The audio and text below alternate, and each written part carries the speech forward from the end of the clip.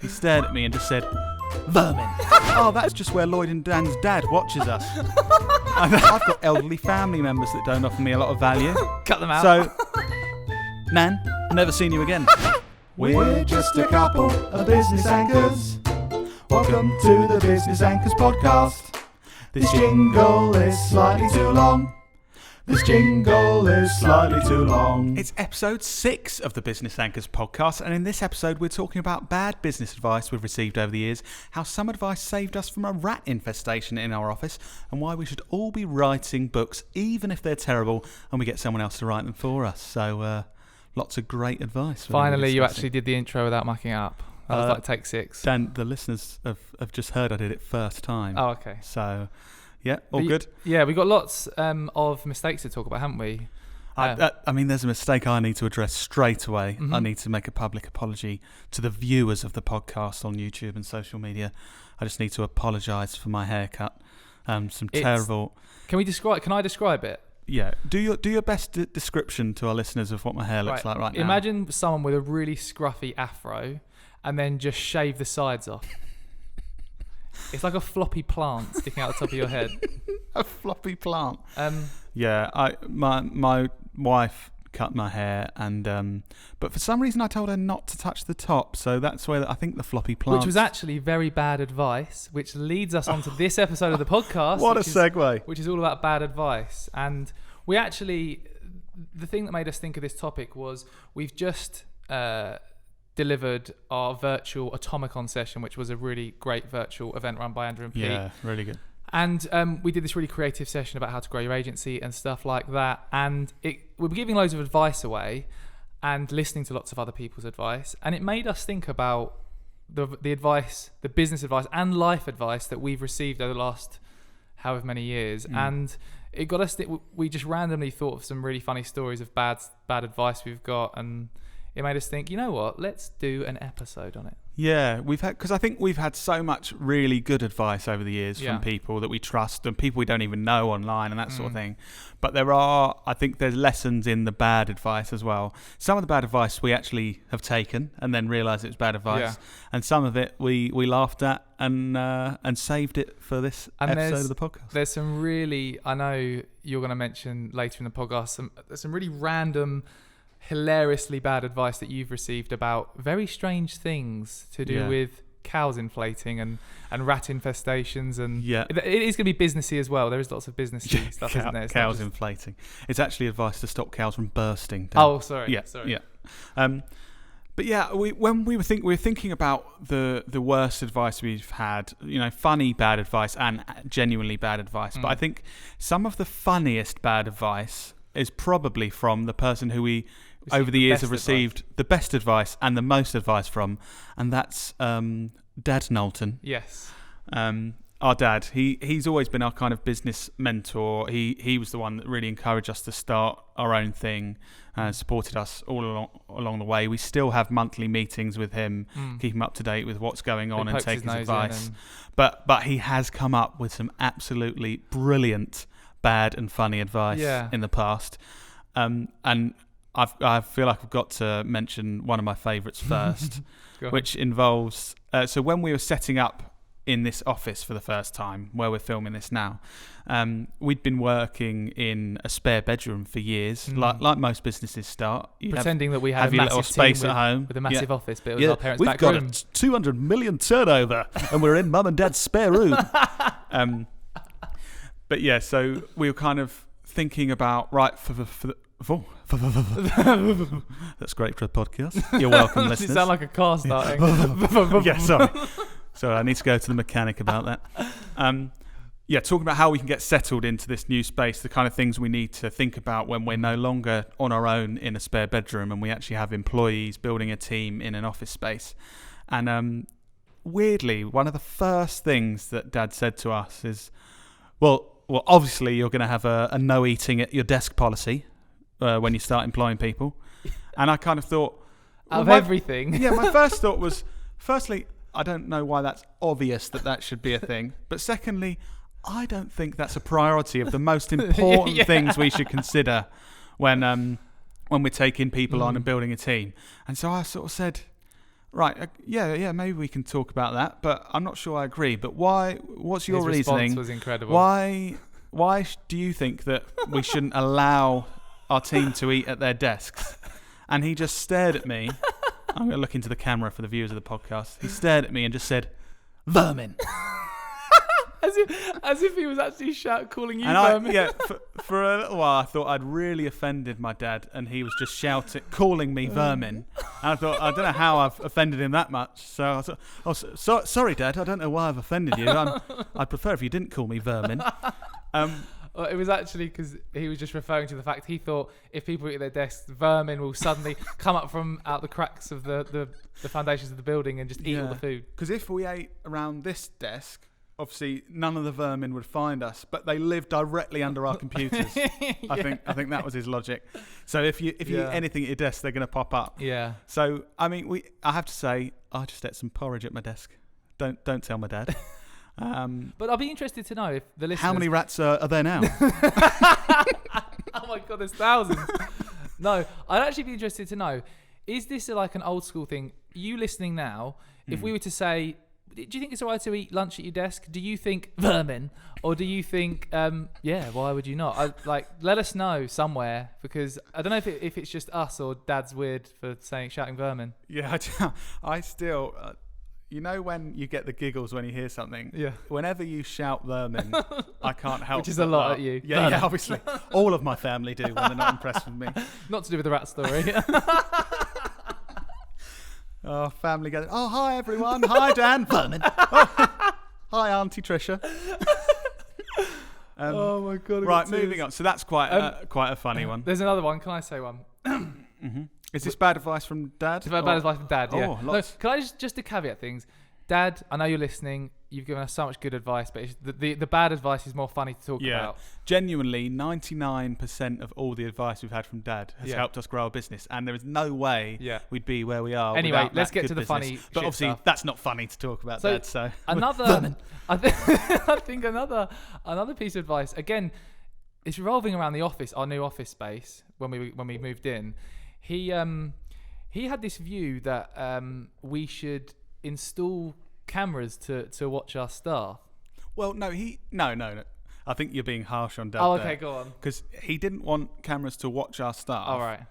But I think Dad's very risk averse in his business, probably more so than you, definitely more so than me. But was very keen on security when we got this place. So he sort of said, obviously there's going to be cameras. Yeah. And again, it was that externally that kind of sort makes sense. Moment of, firstly I thought, obviously. Yeah. Is it obvious? Yeah, and I thought, outside, obviously, because if you have a burglary or someone acting dodgy outside, you can see them. They said, no, you need it inside. You know, what if something goes missing? And I was, right, okay. And we just sort of, after we made our comment, I think Dad straight away realised that it wasn't a great idea when we said, it just might be, because he was saying, I can monitor the security for you if you want me to. Imagine like a new employee in a meeting. And his friend, one of Dad's friend, owns a security company, so they were, they could handle it. They'd be watching everyone. That made sense, but we just said, imagine when we grow our team and there's a camera in the corner of a room, a new employee starts and asks someone else, oh, what's that camera for? and they say, oh, that's just where Lloyd and Dan's dad watches us. I think that. And when we said that, Dad did realise, that sounds strange. I think the memorable bit that stuck in my head was just Dad watching people on the camera. So you're right. He didn't actually start the conversation saying, I want to watch your staff. No. It just ended up like that. We turned it into that. Yeah, that's what we said. It would look like you are spying on our staff.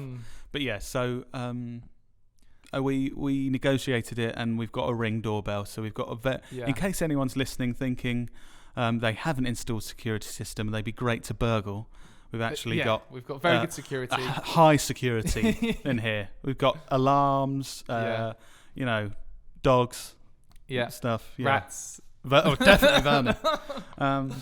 Another, I know we're on a theme of Dad. Dad's he's going to love this because he loves us speaking about him, but it's probably not in the best way. But we'll have to have an episode where we just talk about all the brilliant. I want to stuff. bring him on to an episode. If you want our Dad to come on an episode, he's a really cool, nice guy. Then tell us and we'll get him on.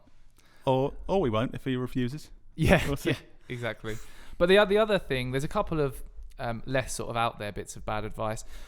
One of the things he advised us initially was, I think, around sort of not hiring anyone, because I think he's built his sort of consultancy around rather than hiring a team, he's got a very trusted group of associates with all individual specialities, and he's never, because there's a lot of risk and stress that comes with hiring people. Yeah. And I think I'm very much like him. You're very good at, managing the team and thinking bigger like that. And initially I sort of thought, oh God, I don't want to hire anyone. That's just seems like a lot of work and stress. But then our whole strategy is to hire and build a team. So I think all of this advice, some of you may be listening thinking, yeah, I completely agree. I would never hire anyone. And I think a lot of it is subjective. It's not like... Yeah. Do you know what? I called, well, you know this, Dan, but for the listeners, I actually called Dad before this episode, and I thought we've planned to speak about some mistakes, some bad advice. And I thought, better actually check he doesn't mind us telling these funny stories. But he did say, his response, which I thought made perfect sense, was, well, you're saying it's bad advice, but that's just subjective, isn't it? Yeah, is that what he said? Yeah. And I kind of thought, oh yeah. So Dad and a lot of other people can listen to the bad advice we're saying and I think that's brilliant advice. That's great advice. And I think in some contexts it really is. Yeah. Some of the things are just really shit advice. Yeah. That we're going to come on to. Yeah. Oh yeah. There's some other stuff not from Dad that's terrible advice, but it's definitely subjective. So let us know. I mean, you may like Vermin. I think one final thing from that I remember, just as we're on the theme of Dad, about when we started out, was to do with not giving your best advice away for free. I remember when I started, I was very much was a Gary V super fan and just watched all of his stuff and read his book, Jab, Jab, Jab, Right Hook, and like give loads of stuff away and just to try. And I just followed that theory. But when I initially started creating content that shared all that away, I remember Dad saying, "What on earth are you doing? You can charge people for that. Why are you giving it all away for free?" But now I think he's very much on board now because he realised that we've built a whole business and a team, and we've built our audience, and that's how we get leads for our business. Because we've been giving free advice away to show what we know. But I was thinking about this, and it actually does show. Dad's saying that. I think before social media, that probably would have been good advice, because I think for years you wouldn't. I mean, if someone called you, if you're a consultant, someone called you and said, "Oh, I was wondering what you think about this," you wouldn't just tell them everything over the phone, because then they'd have no reason to pay you. Yeah. But I think now with social media, because if you don't give that advice, so readily available, there's somewhere elsewhere on the internet that they can get it. Probably 100 places on the internet that they can get it. So, but back in the day, I do think that probably was good advice. So it makes sense. But I'm glad, because Dad's really good at business now. He knows that and actually for his own business he's now doing that, isn't he? And giving stuff away and has plans to do that. So well done, Mark Norman Knowlton. And thank you for all your advice, Dad. I mean, some of this podcast for listeners, Dan, we should probably stop talking about our dad. I don't know what you think.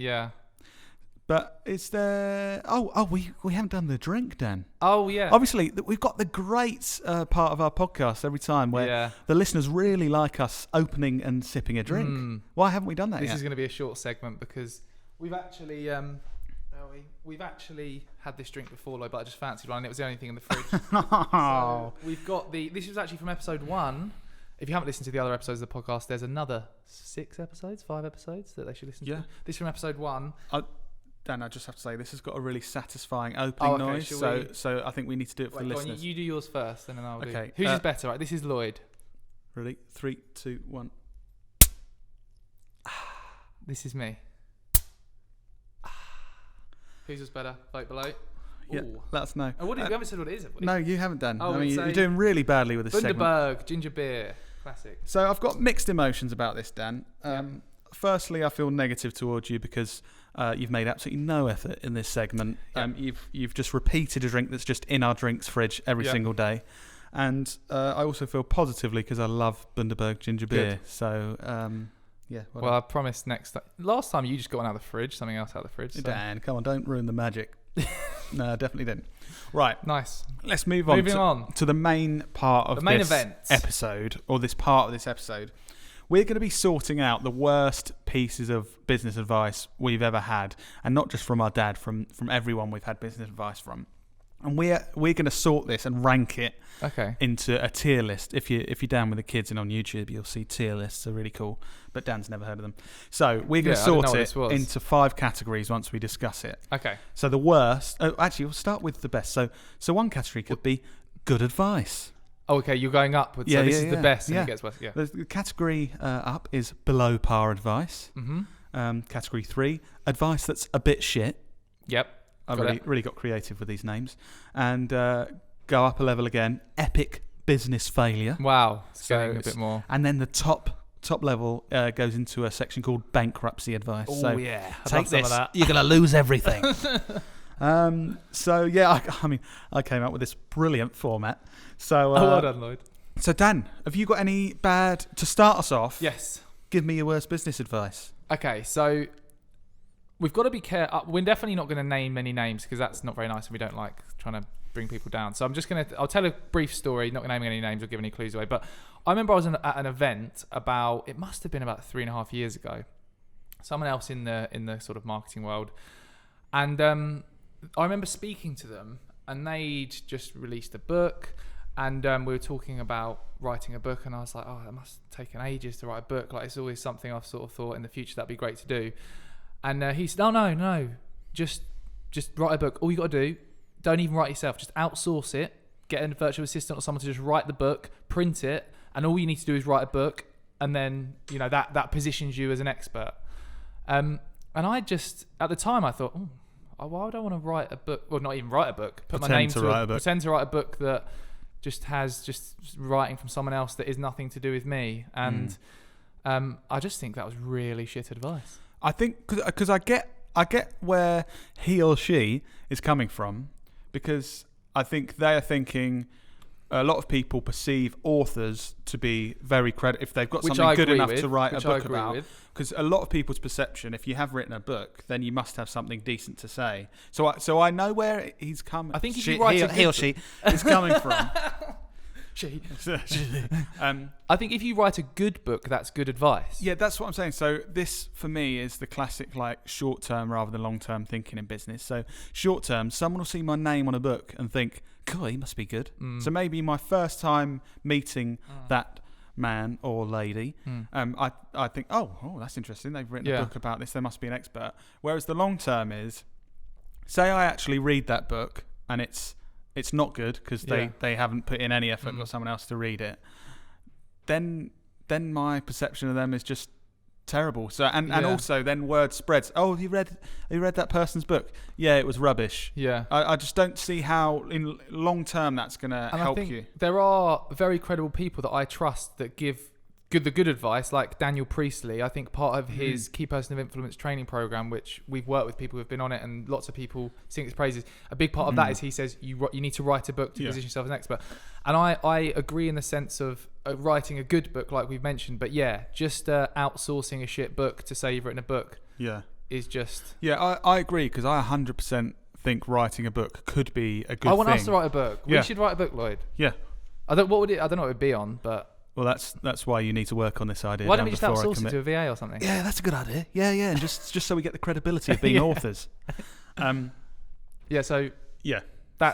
mine. That's my first one. Yeah, I've got one. Wait, we're not putting it on the list. Oh, I forgot the brilliant ranking system. Yeah, go on. So just getting someone to write a shit book for you to try and make you sound credible. I don't think it'll make you bankrupt. I think it's middle of the road. I just think it's advice that's a bit shit. Because you could get some short-term wins of someone that they make a decision in your favour because they think, he's or she is credible. Okay, cool. Yeah. So advice that's a bit shit. Cool. So let's hear, what have you got, Lloyd? Give me some shit advice. Come on. So I've got, this is from someone that don't name names, Lloyd. I've seen a lot online, and this is actually public advice that they gave out. Okay. And I won't say it word for word because then you could just Google it and find out who said it. But they basically said something, and I've seen other people with this kind of messaging before. But it's basically, if people around you aren't delivering value for you, helping you in a way, or giving you stuff, just cut them out. Cut them out of your life. They're not worth it. And I get the reasoning. So it's like, Surround yourself with the best five. That's a good advice. That makes sense. Yeah. You're trying to get better, so surround yourself with people that are giving you value, not people that are going to bring you down. Yeah, I get that. But I've got elderly family members that don't offer me a lot of value. Cut them out. So, Nan, never seen you again. Yeah, I just think it's a horrible way to think. If you are just going to look for the things in your life and the people that are going to give you stuff, it's quite a selfish way of. Yeah, and I understand it could help you get up the ladder in things and improve, but I just think as a whole, it means you're going to be a worse. And I'm going to disagree with you a bit here. Oh. Well, Dan doesn't want to see Nan. No, I do, Nan. I know you don't have to listen to podcasts, but I totally agree with you are the average of the people you hang around, the 5 people you hang around, or on that kind of level. Because I think if I've noticed like being self-aware and noticing my behaviour. If I hang around with people that aren't sort of motivated and want to achieve something in life, whether it's health, wealth, happiness, all that stuff, whatever it is, then if I'm surrounding myself with those people, then I feel like I should be working harder to achieve those things or to do better in the world or whatever. Yeah. Like even I think you, like your saving the world thing, that being a good person and stuff. I think I'm probably like 2% of as good as you. But I think even you doing that makes me think that, and even you being a vegetarian, I mean, I still eat meat, but it does make me sometimes, like in the past, I've got vegetarian stuff because I've thought, oh yeah, Lloyd gets vegetarian stuff, I'll do that. Yeah, so it makes sense that the things around you influence, and the people around you influence what you do and the actions you take in your behaviour. But just cutting people out if they don't give you value, then it's I think so. We're in agreement, I think. Yeah, I think with that attitude, you're going to end up a lonely, sad person. But you might be more successful financially. But what are you going to spend it on? So where does no one else? Unless they add value. Cut them out. Where does that come on the ranking list? Well, I think it can't be bankruptcy advice because we just said it might make you financially more successful. Yeah. But I think it's got to be an epic business failure. Yeah.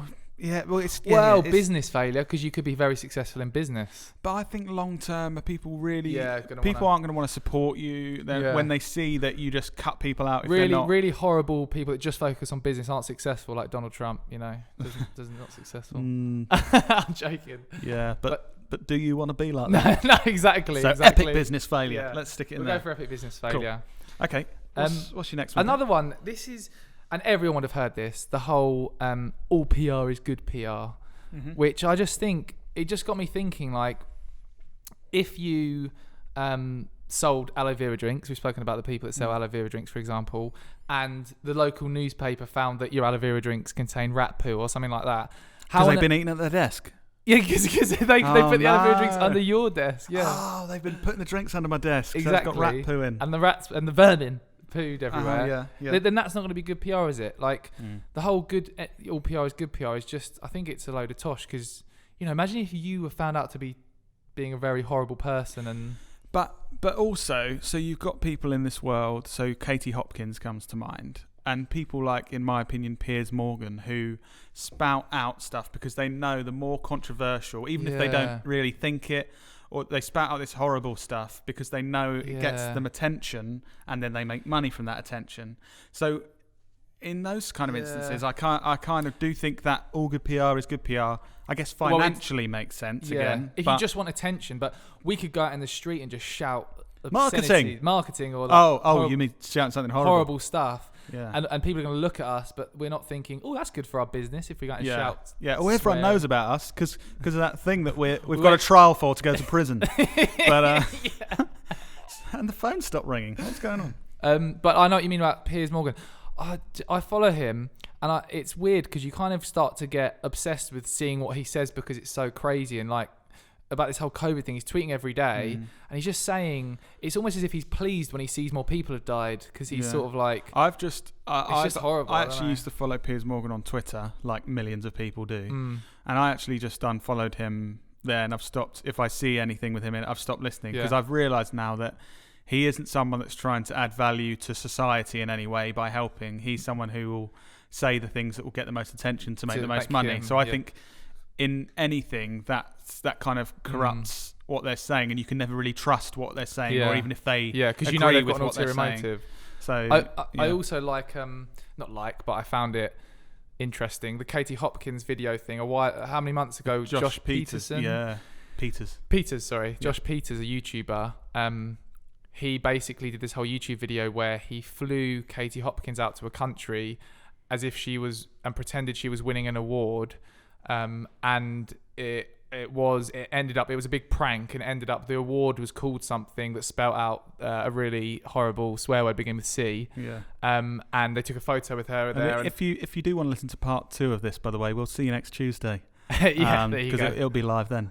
Yeah, there you go, that one. So, but it's actually, when I was watching it, I thought, this is a horrible thing to do to a human being. Actually make them believe they've won an award, fly them somewhere, get actors involved, and then when you see her speech to accept the award, then all of that goes because she's incredibly racist and horrible and just says some terrible things because she thinks she's in a private scenario with people who are fans of hers. I think when you see someone, they think they're in a situation where they're around people that think the same they're as comfortable, them, that was really horrible to see how she was talking in Imagine the even horrible worse thing than she what says, you see in public. Yeah, she sort of felt comfortable, and they were, And I've actually, politics aside, I've also got a friend that, or friend of friend or relative, just so you don't know who it is, or just acquaintance, that works somewhere where Nigel Farage's family go to a lot.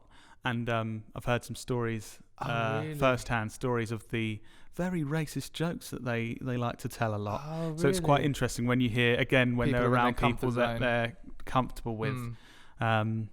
But we obviously don't want to alienate anyone that has any political view. We still respect you if you have different opinions to ours. Yep. But yeah, so it is interesting. And I don't know how we've got to this from So all good PR. All PR is good PR. Where do we rank that in the? I just think it's a bit rubbish because some kind of average PR, if it was like not terribly bad but not good, it could be good. Yeah. But I just think we'll put that as advice that's a bit shit. Yeah, I think it's a bit shit. So come on, what have you got? Give us some more goodies. I think around how people really try and encourage other people to invest heavily in their own personal development. Now, this is a bit weird because obviously for anyone it's a positive thing to improve what you're doing, learn new things and that kind of thing. But I think a lot of people try and encourage, especially in business, people to pay for loads of these online courses to really up their game what they're doing. And I think invest in yourself.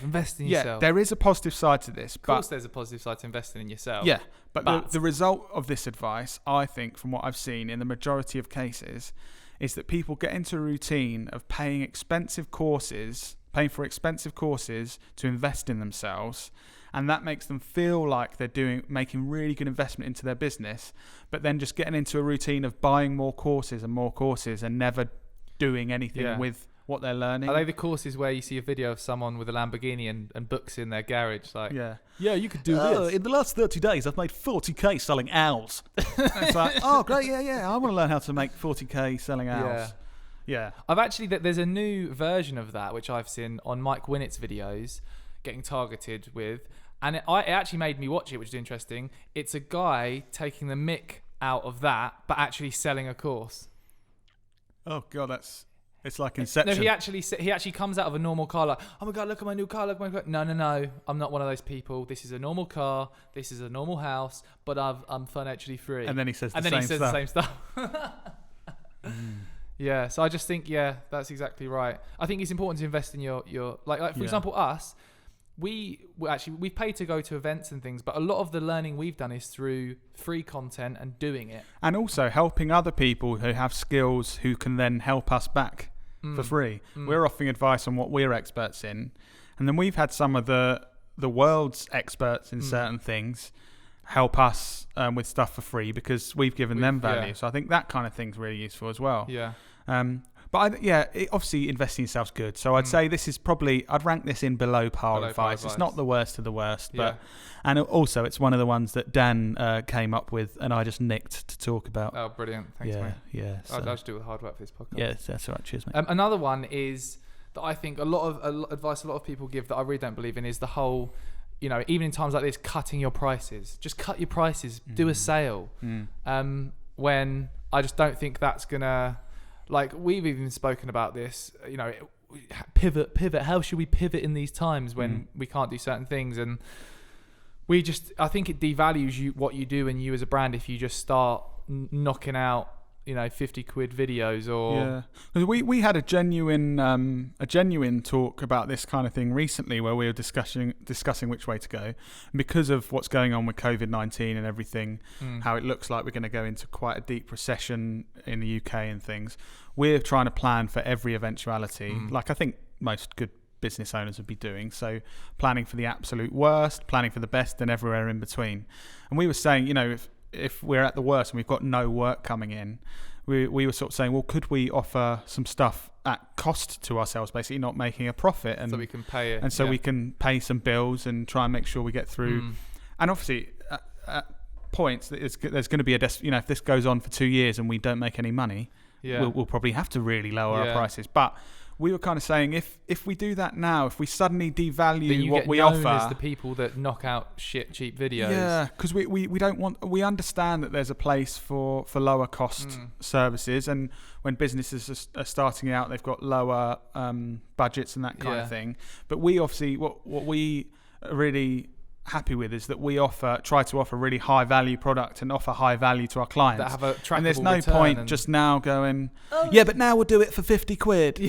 Because long term, again, I think it going deeper into that conversation, because I think people like it when we actually give a bit more detail around, like Lloyd and I always go for these long walks to discuss ideas and things. And when we were talking about this, we were talking about this idea to create these lower cost videos and things. And then I remembered back to when we were running masterclasses here, and all of our promotion was about us running these masterclasses when really it was a small part of our business. Yeah. And then every time we met anyone, they sort of said, "Oh, you're the guys that run LinkedIn masterclasses." Yeah. When really we'd ran 2, and you know, it was a tiny amount of revenue compared to the bigger brand stuff we're doing, and we started to get known for running these LinkedIn masterclasses. And then that's when we revamped our whole business to attract the top 10%, which was a topic we actually talked about in our talk at Atomicon, Lloyd, wasn't it? Yeah. Okay, thanks for that. Thanks. I'll give you a bit more of an insight. That's all right, mate. Attract the top 10%. What a great podcast. Yeah, Lloyd, what's your comment? Yeah. Vermin. So anyway, attracting the top 10%. He's always laughing. I'm sorry. I'm just so good at podcasts. I'm really making myself laugh. That I was literally itching for you to have some input there. I could tell Dan spoke for so long that I could tell he was running out of breath and really needed me to say something insightful. And I think for the first time in the podcast, I just said one word and then didn't really. Great at podcasting. Yeah. So I'm like, okay, shall I continue? Yeah. Okay. This attracting the top 10% was a key takeaway from our talk at the Atomicon session. Yeah. Just to do growing your agency is about looking at your customers and analysing which ones pay you the most for what you do and which ones do you enjoy working with the most, and then kind of overhauling your whole marketing to attract more of those customers and that types of work. So for example, for us, we've got skills in a variety of things. We can make websites, we can do training, we can do videos, we can set up big brand social campaigns for brands. So we overhauled all of our marketing, and you'll see with everything we do, we talk a lot about the big brand work we're doing because that's what we want to do more of. So trying to give it an actual actionable takeaway in the podcast rather than Lloyd just saying, if you want to start attracting more of the right customers, you should analyze your customers using the top 10% table, which just looks at what's your day rate for delivering the work, or how much money are you earning from those customers, and how much do you enjoy working with them, and try and find the happy medium, and then overhaul all of your marketing to talk more about attracting those. So Lloyd, what interesting insights have you got to add to this? Yeah. Well, no, I'll just summarize.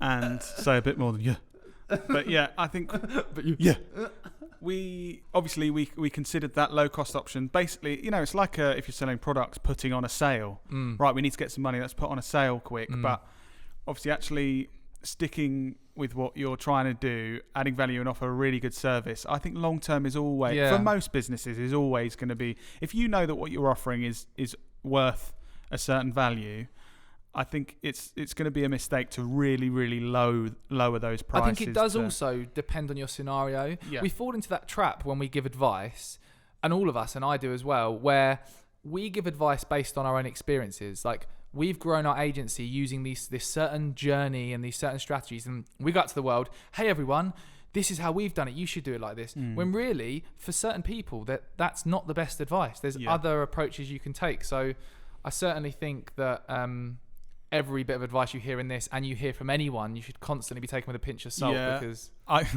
keep laughing at myself when I say but I think that's really important, and that was why we wanted to talk about bad business advice and why we thought this would be a good topic, because a lot of people hear advice on podcasts like this, at events like Atomicon that was really good that we were involved with this week. And they take everything as gospel and follow that advice blindly. And I think the biggest thing to think of is, firstly, who you're listening to. So like Dan said, we've got our own biases. So we've got certain opinions and certain values that all of our advice is going to align with, to do with what's happening in the past, what action we want our audience to take as well, although we try not to be like that.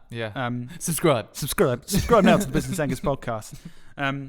And I just think it's really, really valuable to take a look at the advice and just think, actually, do I agree with that? Do I think that this is a piece of advice that I should really act on right now? Or should I think about this for a little while and really think about why that person's giving that advice? Have a look into the background of that person or those people, see what they've achieved and if they're kind of taking their own advice.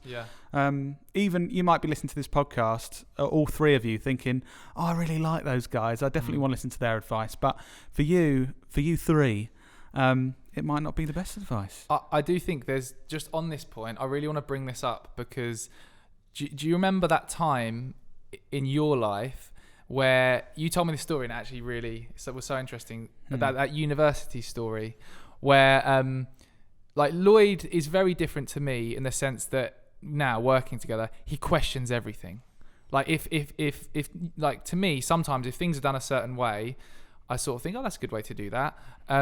Whereas Lloyd's constantly like, why are we doing that way? And then I remember probing you and sort of asking you about it, and you told me this story. So tell us the story, Lloyd. So I keep saying it's really annoying me now. I went to university, and if you don't know this already, I trained to be a primary school teacher. What happened there, Lloyd? So sit down on the carpet and listen for story time. So I didn't get much from university, I have to say. I really didn't put the effort in. You spent all your money on Domino's. Spent all my money on vodka and Domino's pizza. But there's one small thing that and obviously I'm not currently a primary school teacher, so that was a bit of a waste of time. But there's one thing that I think only costs like 30 grand. Yeah, it's fine. But I honestly think this one thing made it all worthwhile, and it was one lecture, one of the only ones I was at. And it was right at the start of my university course, and it was about critical thinking. So I think in reality it was just supposed to be advice with writing essays and things. So when you're reading research or reading articles and things, you should always read it and then be critical of the point that's being made. So question, why is that the case? Why is this person saying this?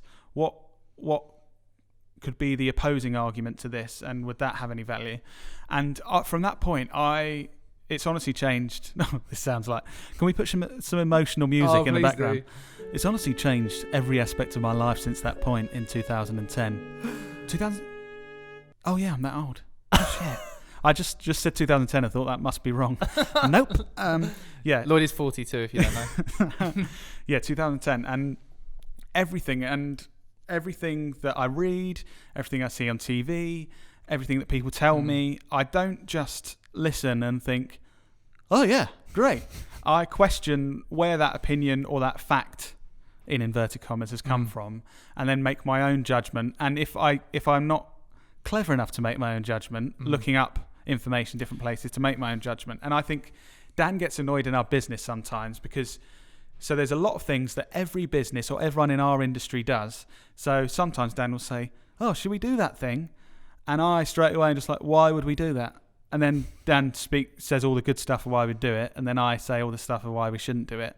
I think, and then we do it. Yeah, but it's really. I think when there's a lot of people that, especially on social media, they read things, and then they tell everyone they know. So they read a headline, a Daily Mail headline thing saying, rubbing Lego on your head cures cancer. Yeah. And then they tell everyone, have you heard the thing about rubbing Lego on your head? And that is... I think we're all conditioned as humans. It's like the whole, why the media is so powerful, because I feel like we're conditioned that if we see something from something we consider credible, it's the whole fake news thing, isn't it?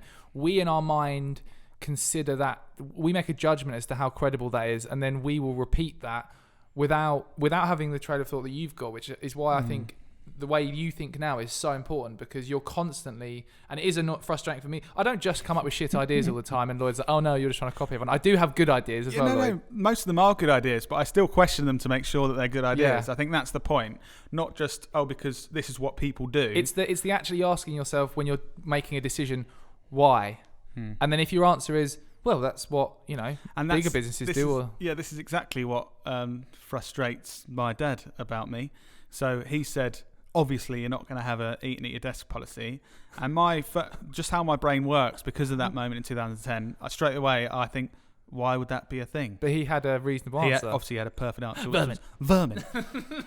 And that leads us on to, I want to do something a bit different with this podcast. So we want to get you guys involved on the next episode. So I really want to see the most creative, if you're listening on an Apple device, the most creative reviews you can leave us. But I want you to secretly include vermin in it. But I want someone to read this review and not know that we've told you to put the word vermin in it. I want to see the most creative ideas you can. Yeah.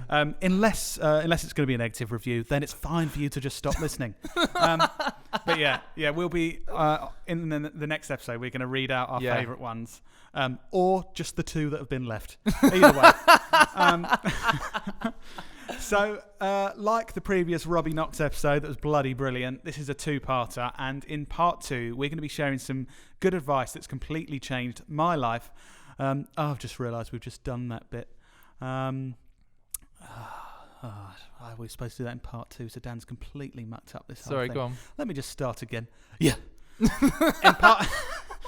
In part 2, we are going to have a bad business advice speed round to see who can give the worst advice. And this is probably my favourite discussion of this whole podcast. Go on. We're going to let you know how you can prevent cows from bursting. See you in part 2.